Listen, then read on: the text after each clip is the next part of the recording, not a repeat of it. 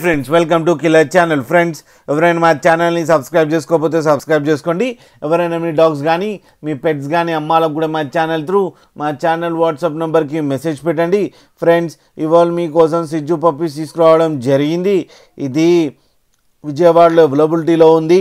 And దీని owner ఏం చెప్పారంటే వీలైతే ట్రాన్స్పోర్టేషన్ ఫెసిలిటీ అయితే ప్రొవైడ్ చేయగలమని చెప్పడం జరిగింది ఫ్రెండ్స్.